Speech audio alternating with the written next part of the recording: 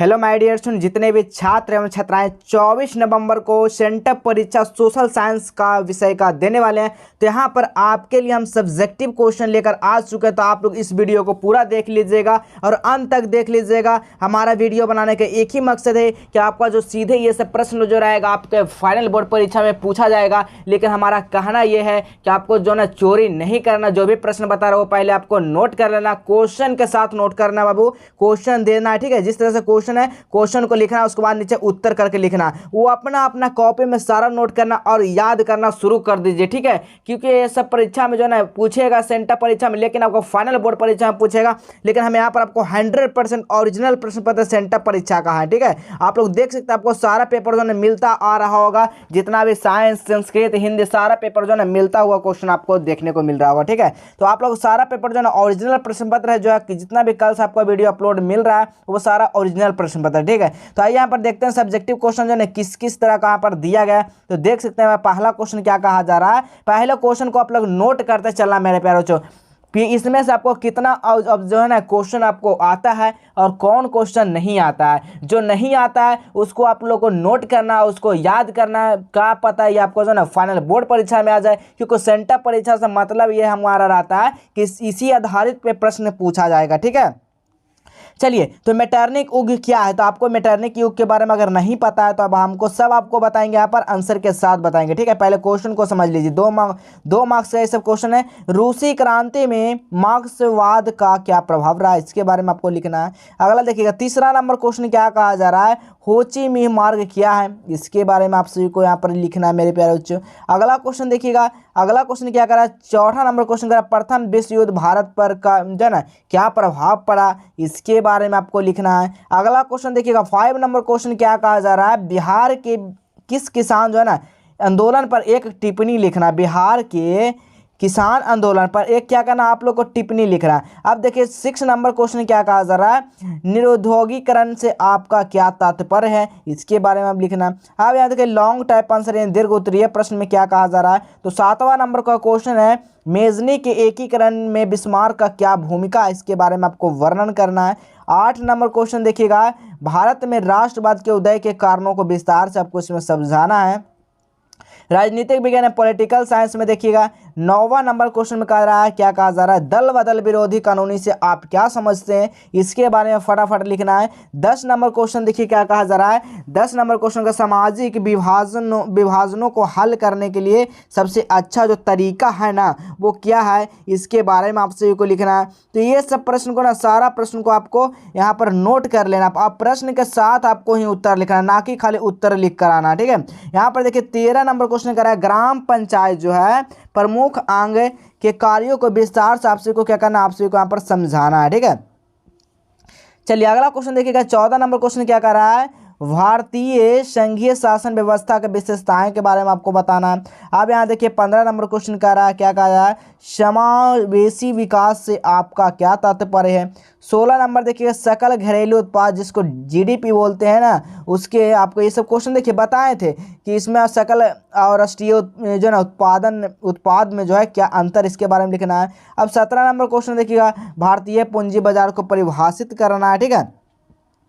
अब यहाँ पर 18 नंबर जो यहाँ पर छूट गया, 18 नंबर में क्या था, तो वाह्य स्रोती किसे कहते हैं, इसके बारे में लिखना है। अब 19 नंबर क्वेश्चन देखिएगा, 19 नंबर क्वेश्चन का रहा सेवा क्षेत्र में विकास के बुनियादी सुविधाओं के योगदान पर क्या करना, आपको प्रकाश डालना है। अब 20 नंबर क्वेश्चन देखिएगा, सहकारी शाख व्यवस्था के त्रिस्तरीय ढांचों को बताना है।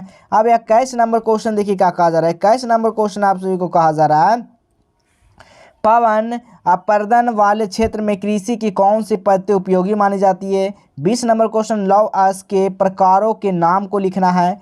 23 नंबर क्वेश्चन क्या कह रहा है, तात्पर्य प्रदूषण क्या है। और आप सभी को बता दें कि हमारे चैनल को जो ना सब्सक्राइब करके रखेंगे, क्योंकि आने वाले हर एक वीडियो जो ना सबसे पहले आपको मिलेगा। यहाँ पर बोर्ड परीक्षा की तैयारी जो ना एग्जाम के जस्ट बाद आपको यहाँ पर शुरू कर दी जाएगी, जो कि 100% सारा क्वेश्चन लड़ जाएगा, आपको ध्यान रखना है। तो आप लोग लाइव क्लास में जुड़ना ना भूलेंगे, ठीक है।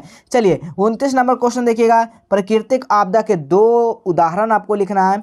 हेम जो है ना रेडियो क्या है इसके बारे में लिखना। भूकंप के केंद्र अधिकेंद्र के बीच का अंतर को स्पष्ट करना। ये भी बताएंगे कहाँ से सब जो है ना सब्जेक्टिव प्रश्न को आप लोग डाउनलोड कर सकते हैं, यहाँ पर देख सकते हैं कैसे डाउनलोड कर सकते हैं, सारा कुछ बताएंगे। ठीक है, तो आइए यहाँ पर समझते हैं।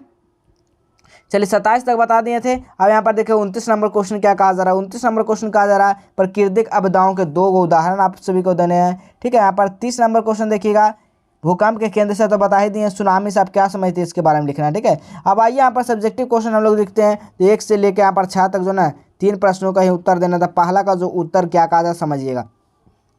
पहला जो क्वेश्चन था ना वो क्या कहा जाता समझ रहे हैं ना। क्वेश्चन कहा जा रहा था पहला में कि मेटरनिक युग जो ना क्या है। तो लिखना है मेटरनिक युग जो ना ऑस्ट्रिया के चांसलर के रूप में मेटरनिक ने 1855 यानी 1815 ईस्वी से 1848 ईस्वी तक शासन किया। शासन काल के दौरान उसने यूरोप की राजनीति इतनी प्रमुख भूमिका निभाई कि इस काल यानी कि कालावृत्ति को मेटरनिक युग कहा जाता है। ठीक है, इस तरह से लिख सकते हैं। अब यहाँ देखिए तीसरा नंबर दिए, तब तीसरा नंबर में आपको क्वेश्चन लिखना है। क्या लिखना है कि होची मिन्ह का मार्ग क्या है।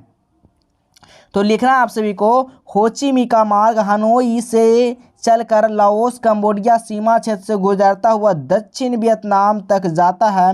इससे जो है सैकड़ों कच्ची पक्की सड़कें निकलकर पूरे वियतनाम से जुड़ी। यह वियतनामियों को यानी रसद यानी सप्लाई मांग यानी मार्ग था। यह मार्ग काफ़ी मजबूत था। अमेरिका के सैकड़ों इस जो ना बार इस पर बमबारी कर चुके थे, परंतु वियतनाम जो है उनके समर्थित जो लोग हैं उसके तुरंत उसकी मरम्मत कर लेते हैं। चूँकि होची मिन्ह मार्ग वियतकांग की जीवन रेखा थी, अतः अमेरिका के इस नियंत्रण पर कहना चाहता था कि इसका क्रम उसने लाओस कंबोडिया आक्रमण पर, किंतु 3 तरफा संघ जो ना फंस कर उसने वापस होना पड़ा। इस तरह से लिख सकते हैं। अब यहाँ देखिए 5वां नंबर का क्वेश्चन दिया था। 5वां नंबर में क्वेश्चन था जो आपका कि बिहार के किसान आंदोलन पर एक टिप्पणी लिखना है। तो यहाँ पर लिखना आप सभी को भारत के बिहार किसानों का आंदोलन 1917 ईस्वी में चंपारण आंदोलन प्रमुख स्थान है।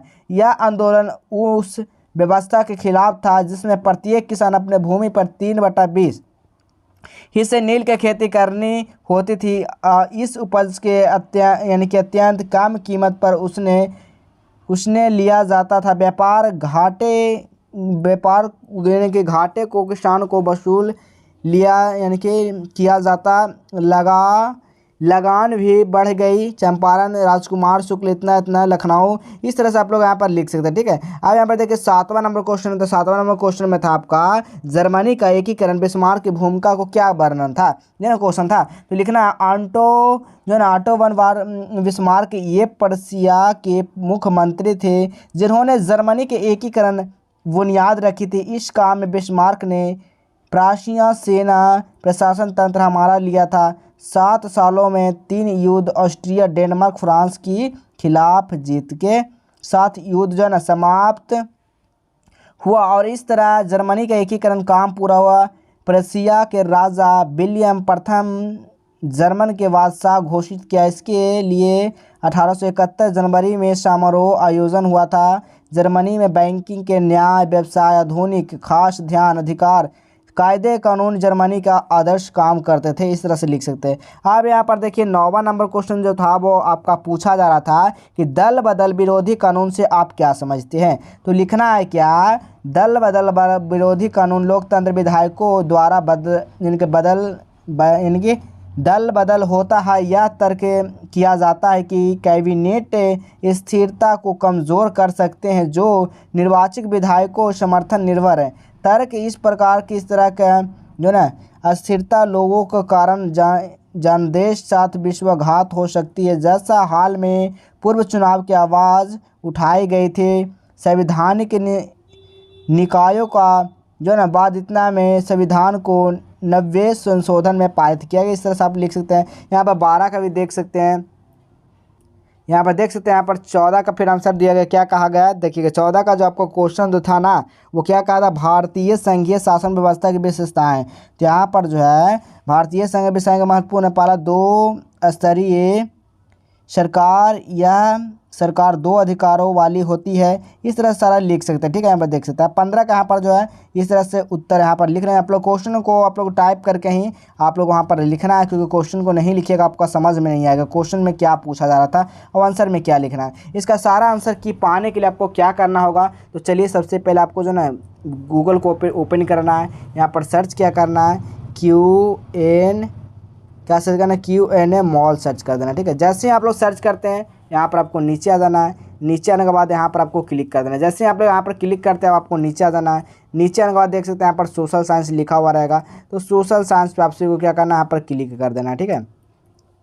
जैसे ही सोशल साइंस पे यहाँ पर क्लिक करते हैं अब आपको नीचे आ जाना है। सेंटर परीक्षा सारा कुछ यहाँ पर दिया गया। देखिए आंसर के जो ना अपडेट यहाँ पर नहीं हुआ, क्यों नहीं हुआ, क्योंकि यहाँ पर जल्द ही अब अपलोड कर दिया जाएगा। सारा यहाँ पर अपडेट आप लोग देख सकते हैं बाबू, ठीक है। सारा यहाँ पर अपडेट कर दिया जाएगा, घबराना नहीं। सब्जेक्टिव क्वेश्चन के लिए आपको यहाँ पर 2 मिनट का वेट करना, 100% गारंटी के साथ कहते हैं मेरा दावा है कि आपको यहाँ पर से डाउनलोड होगा, सारा सब्जेक्टिव क्वेश्चन यहाँ पर मिल जाएगा, ठीक है। तो फटाफट आइए, डाउनलोड करने के लिए आप लोग डाउनलोड बटन पर क्लिक करके डाउनलोड कर सकते हैं, चाहे वो सब्जेक्टिव हो चाहे वो ऑब्जेक्टिव हो, ठीक है। आप लोग यहाँ से डाउनलोड कर सकते हैं। तो सारा कुछ आपको समझ में आ गया होगा। तो चलिए इसी तरह मिलेंगे फिर अगले नए नेक्स्ट वीडियो में।